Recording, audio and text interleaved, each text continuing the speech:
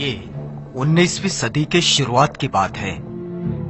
भारत के अछूत जातियों में से एक जाति महार, जिसके खिलाफ पेशवाओं ने मार्शल लॉ लगाया था कि इनके कमर में झाड़ू और गले में मटका बांध दिया जाए।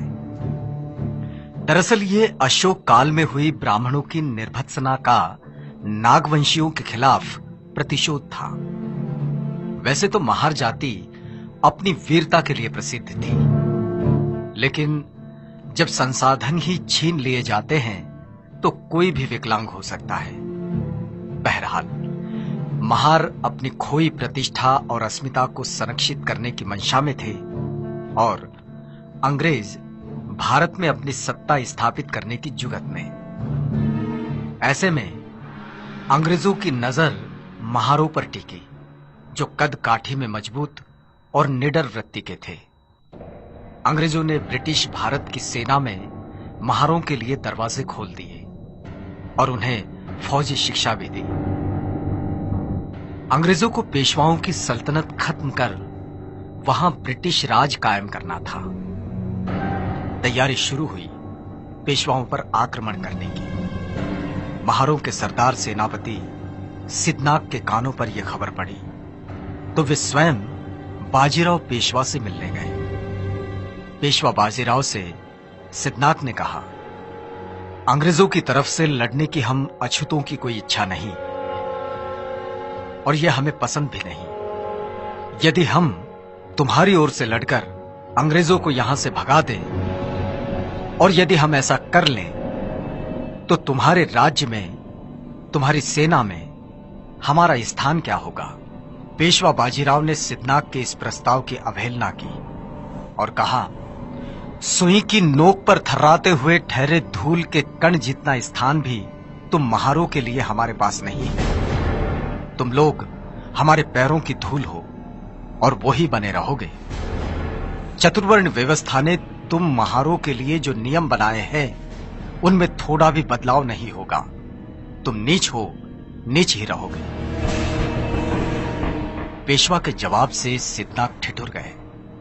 उनका खून खौलने लगा और वे गरज पड़े, हम आज तक तुम्हारे अन्याय अत्याचार सहते रहे, लेकिन अब तुमने स्वयं ही अपनी मृत्यु रेखा खींच ली है।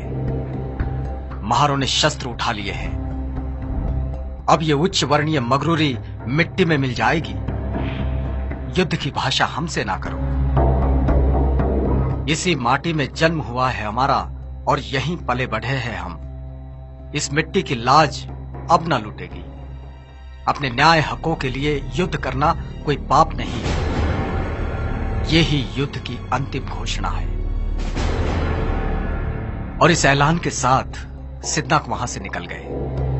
दरअसल पेशवाओं के अत्याचार से महार समुदाय त्रस्त हो गया था और स्वाभिमानी जीवन जीने के लिए युद्ध का रास्ता उसे जचने लगा।